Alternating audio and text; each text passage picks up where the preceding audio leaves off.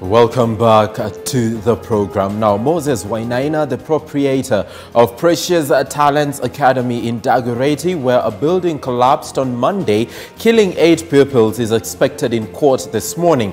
Now, a report by the Ministry of Education on the tragedy found that the school had exceeded the number of pupils allowed. The institution has since been closed and its license revoked.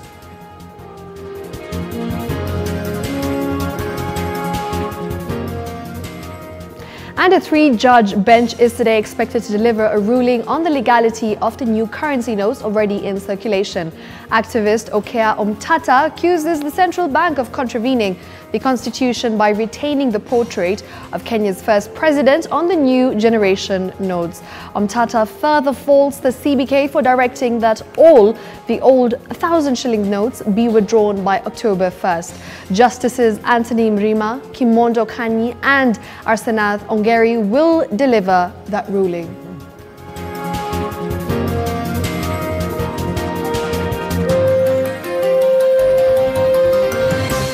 Now, the Special Funds Committee is currently examining audit reports on financial statements for the Agricultural Settlement Fund trustees. The committee will therefore conduct 2 field visits in Trans Nzoia and Nakuru to verify the size of land bought for IDPs under the program and ascertain actual beneficiaries. The team is expected to visit Lomolo and Kisima farms in Nakuru.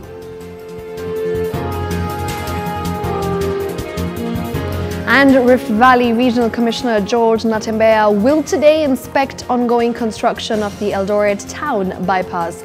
The County Commissioner will later tour Kipkaren Water Project alongside the County Commissioner of Uasin Gishu County.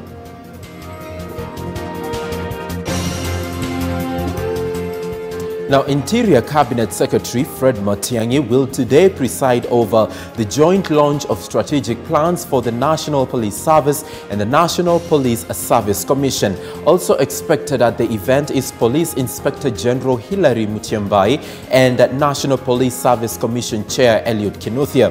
The event will take place at the Kenya School of Government in Kabete.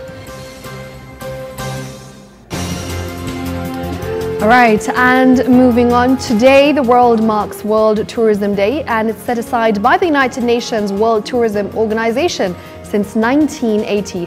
The purpose of this day is to raise awareness on the role of tourism within the international community and to demonstrate how it affects social, cultural, political and economic values worldwide. The theme this year is Tourism and Jobs, a Better Future for All, with India playing host.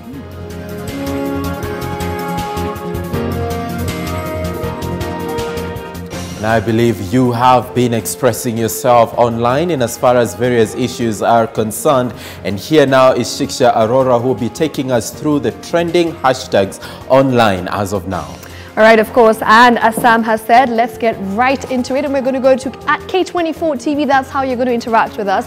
The hashtag is K24 Daily Brief. Talk to us, and remember, right now, as of now, the main topic remains the change of the old currency 1,000-shilling notes that will not be used after the October 1st. And of course, we're going to be giving you more details with regard to what you're saying on the same as we continue to discuss this further. And there we go, at Enda Gano, who says, I wish Kenya we embraced the fight against corruption as we have done with this old generation 1,000-shilling notes. We would be far. Moving on, we've got at Philip MacLeod, who goes on to say that the current biggest fear is finding old 1,000-bob notes in clothes or randomly in my room after 30th of September. And we've got another one there from at Wambugu Wanjohi, who says, knowing Kenyans, they'll probably demand for a public holiday to return the old 1,000 shillings notes, and another one after they have successfully returned them. And these are the sentiments for a lot of Kenyans. I believe that we are the last minute lot, and of course the rush will begin today onwards. We've got another one from at Hudson_Rasa, who says, let the meeting not of extending the period for 1,000 shilling old notes because of cartels. The time given was more than enough. Another one from Njoroge, who goes on to say that CBK, what options are being offered to Kenyans in the diaspora who are in possession of the old 1,000 shilling notes? That is a very important question, by the way.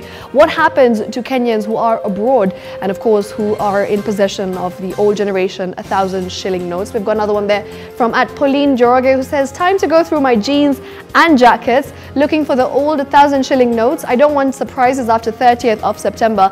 And Pauline actually forgot to mention her purse as well, because a lot of ladies always keep money in different purses. Moving on, we've got another one there that is on Twitter from @thisisbet, who says, CBK, we have no money. Don't even bother to insist on the issue of exchanging old 1,000 shilling notes. And the last one has come in from @Stinger6ix9, who says, vile maisha imenilemea, kuna mtu ameshindwa kutumia all their old 1,000 shilling notes. And of course, this is the plight of Kenyans and what they have been saying with regard to the old currency notes. And we'll be talking further with regards to what is going on, and of course we'll be giving you feedback later on. But for now, it's time to move on to the other part of the studio and reunite with my colleague Samuel Njoroge as we take you through the rest of the briefing. And check on your grandmothers. You know, our grandmothers have got this habit of keeping money either under the mattress, right, you know, somewhere safe. They hardly ever bank it. So kindly check on them and ensure that they have exchanged the old 1,000 Kenya shillings and notes. But right now, let's move on to a local update where a KDF officer and 3 AP officers have been arrested over the recent robbery of 72 million shillings while being loaded into an ATM by G4S officials. Now, the incident occurred earlier this month at Nairobi, at a bank ATM in Nairobi West, when officers escorting the cash brandished guns and took off with the money. Now, while police investigations show it was a well-planned robbery that involved officials of the G4S and police officers who have since been arrested and charged. The latest to be arrested are a KDF officer from Kahawa Barracks and 3 AP officers, including a married couple. Now, DCI says the suspects have identified a 5th person who is being sought after, escaping with an unknown amount of money soon after the robbery. 3 administration police officers were arrested in Kisii and Homa Bay and Machakos, and some of the money has been recovered. They have since been charged.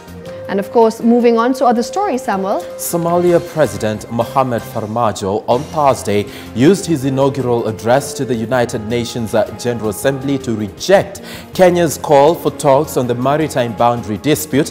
President Uhuru Kenyatta had earlier said he was open to anything, though emphasizing on dialogue as the best option to find a solution. And Farmajo said the matter was in court and that the International Court of Justice, ICJ, should be the ultimate arbiter because talks between the two countries have collapsed completely. Somalia, he said, will comply with the court's final judgment and accept the outcome on the boundary that is delimited by the court. The firm-talking president added that as a matter of international law, the court's judgment will be binding on Kenya as well.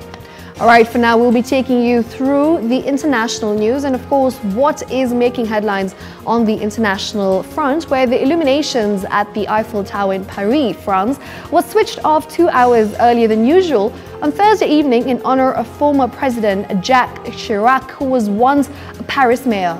Chirac, who championed the European Union, died yesterday, aged 86 years. And his son-in-law said the ex-president died peacefully on Thursday morning, surrounded by his family. Chirac served 2 terms as president and twice as prime minister and took France into the single European currency.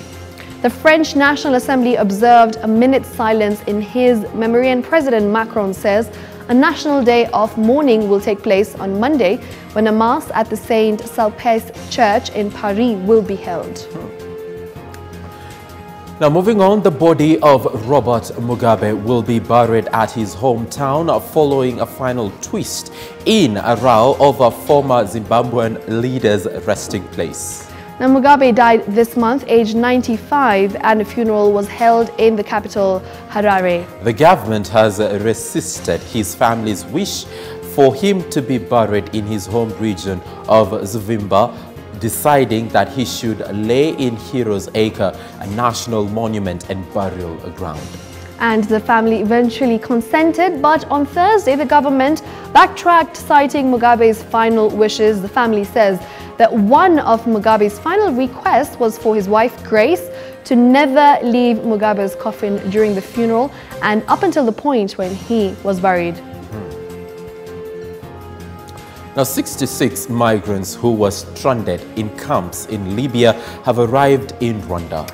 They are the first group of refugees to be relocated following an agreement between the Rwandan government, UN Refugee Agency, UNHCR, and the African Union. Rwanda has agreed to take in more than 500 migrants who had become trapped in dangerous conditions in Libya while trying to reach Europe. The UN says the first group includes many unaccompanied children, single mothers, and families, some of whom are from the Horn of Africa. The youngest passenger was a 2-month-old girl born to Somali parents. All right, now moving on, Japan Airlines has introduced a feature on its seat booking system that shows where young children are seated. A child icon appears when a passenger is traveling with children aged under 2 years, and one traveler said the feature let him know where babies plan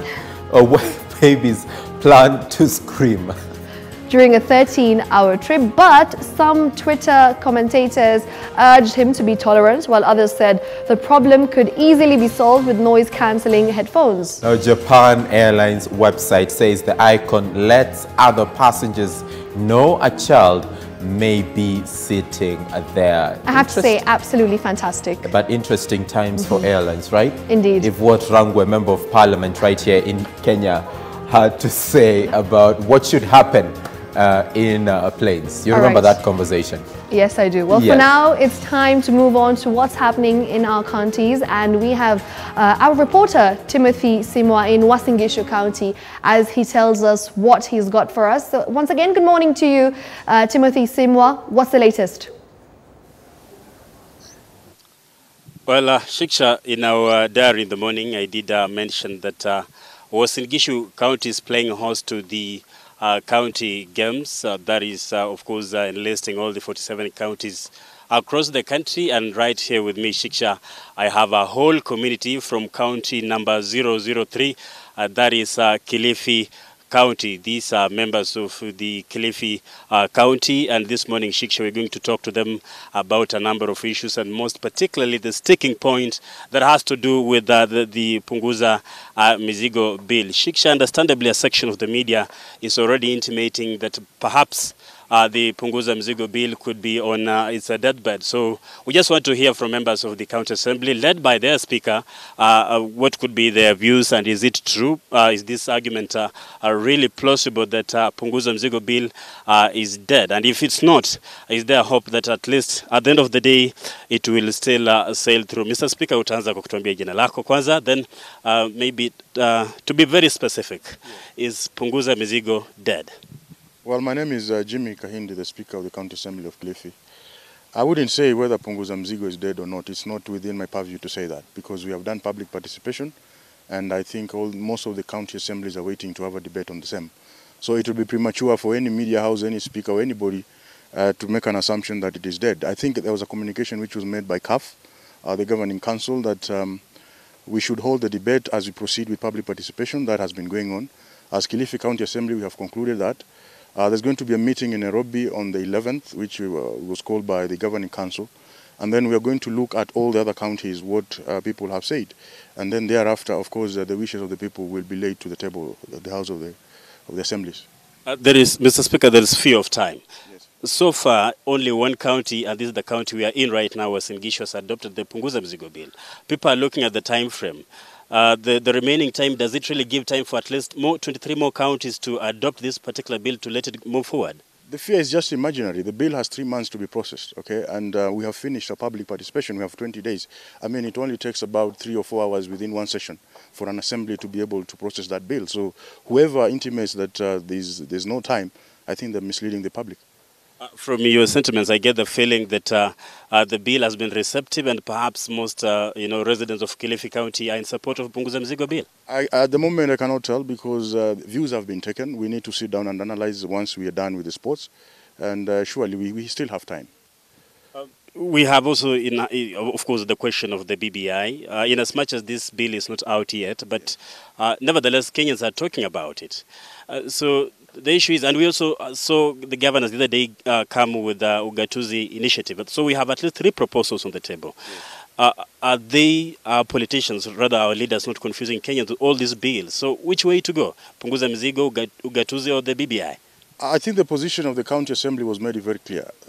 Kenyans talk. They talk a lot about many things. BBI, Punguza Mzigo, Ugatuzi initiative. But I think the communication that came from the governing council of CAF, which consists of the 47 county assemblies, I think it was very clear that right now, personally, I have not received anything on BBI, so I don't want to talk about things which don't exist. They will only exist if they are received at the assembly as a bill, the same way we received Punguza Mzigo. The Ugatuzi initiative, again, it's just a proposal. The governor sat down and brought a proposal. A proposal is just a proposal, and it remains to be that until it is actualized into something concrete. So let the Kenyans focus what we have. What we have currently is Punguza Mzigo, which the county assemblies are processing. And to say that there is no time, clearly we still have a lot of time. While there might not be, concrete evidence behind these allegations, but at least we've heard it from a section of the media that perhaps there are forces that are against the Punguza Mzigo bill, and the members of county assemblies are being bribed, for lack of a better word. I mean, is this money circulating in Kilifi equally? No. That's with you, the media. You always talk about anything you want to talk about. I will tell you for a fact, as an assembly in Kilifi, we have done public participation. We have recorded the attendance. We have captured everything that was said by the people. Once we go back, because we did it as a whole house, okay, we are going to analyze what the people say, and that, I can assure you, is what will go to the record of the house once we debate it. And I also can assure you that it will be debated before the deadline, which is on the 18th of next month. Maybe last but not least, Mr. Speaker, away from the Punguza Mzigo issue, yes. The other day we saw the President eventually sign the revenue allocation bill, and Kilifi being allocated at least 10 billion shillings. Yes. From this share from the national government, what can you tell people of Kilifi County in terms of development? Well, we should expect some kind of development to happen, because that amount of money, as compared, it may not be a lot of money as we think it is, because there's the recurrent part and the development part. But at least it's something that we can hope for better development at this time. And that is, of course, the executive to make sure that they utilize the money well. We will do our budget as required, and then we see Kilifi moves forward. I want to imagine perhaps they are watching you at this moment, and I'm sure they are watching you. Why are you here? At least let them understand why the MCS are congregating this time in Uasin Gishu to be part of these games. This is the second edition of the CASA Games. It's an annual thing that happens for all the 47 county assemblies. It's an activity that brings about all the 47 county assemblies to engage in sports, to help the members to come together, to be together, and to participate in sports. It's good for the health of the members and also for cohesion building. So this is the second edition of the CASA. The last one was done in Nairobi, and now we're here. As Kilifi County Assembly, we fully participate in these games.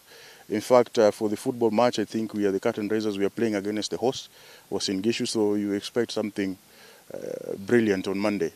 Fair enough, Mr. Speaker. Thank you for your time. Shiksha and Sam, that was Speaker for Kilifi County, ventilating on a number of issues. Of course, we had his opinions about the Punguza Mzigo bill, saying that this is a process that was entirely, involved with the members of the county. There was public participation, and despite of the allegation that perhaps time could be running out for the proponents of Punguza Mzigo bill, he's still optimistic that within the remaining time, at least maybe they can crunch something around and they get to, get the bill moving forward. It's just day 2 of the games, Shiksha, and going forward, I'm pretty sure we'll be getting to talk about so many other issues that are affecting not only, members of Uasin Gishu counties, but rather all the other counties across the country from the 47 counties. Back to you, Sam and Shiksha. Thank you very much, Timothy Simwa, of course, in Uasin Gishu County. And those are MCAs that are gathered to discuss, among other issues, the Punguza Mizigo initiative and, of course, other issues that Timothy has mentioned. They'll be doing some sport, you know, some football and everything. But Field activities. Field activities, but we need to move on to other issues. And right now, we've got our reporter, Baraka Karama, who is joining us. Okay, fine. We'll be getting to him as and when he's ready. But right now, the government has announced a raft of new austerity measures aimed at enforcing fiscal discipline in the public service and financing key projects under the Big Four agenda. The new measures, which take effect immediately, are contained in a circular by the National Treasury to Cabinet Secretaries and all accounting officers. Now, foreign travel for government officials and use of government transport will be largely affected as Treasury seeks to cut more than 700 billion in fiscal deficit. K24's Apollo Kamau now reports. A circular from Acting National Treasury Cabinet Secretary Ukur Yatani, dated 25th September, has kicked off the government's latest round of austerity measures, which takes effect immediately in the entire public service, including the counties. According to the circular, foreign and air travel for civil servants will be minimized and confined to the economic class, while delegations accompanying cabinet secretaries should not exceed 4 persons, including the cabinet secretary. Delegations flanking principal secretaries and chief executives will now be limited to 3, with benchmarking tours, a favorite for public officers in national and county governments, now suspended with immediate effect. Also to be hit by the new austerity measures is the use of government vehicles before and after official working hours and on weekends by public officers who are not on duty. Accounting officers have also been directed to be vigilant on the use of civilian number plates on government vehicles, among other non-core expenditures like hospitality, entertainment, and provision of newspapers to staff. Treasury cites high expenditure, low revenues, and high borrowing levels as justification that the public purse has to be tightened. The new austerity measures come in the wake of a warning by Acting Finance Cabinet Secretary Ukur Yatani, warning of brutal spending cuts to recover 700 billion shillings in fiscal deficit. I want to emphasize that the cuts will be brutal, will be sustained, and without option. And it's high time that we adjust accordingly, because the success of this government will depend entirely on our dignity as a country to be self-sufficient in our own development priorities.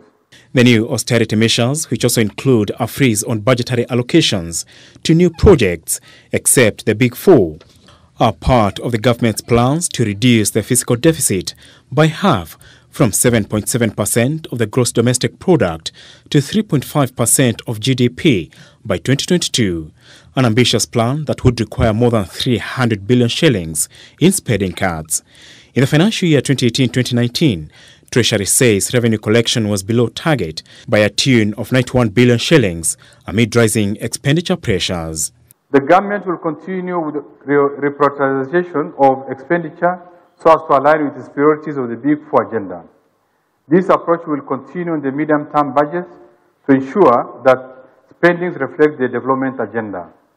This is not the first time Treasury is talking tough on austerity measures. Suspended CS Henry Rotich made a similar pronouncement that did little to tame wasteful expenditure in the 2 levels of government. In the latest austerity measures, analysts cite the government's increasing expenditure, low revenues, and a ballooning public debt are some of the concerns for the economy.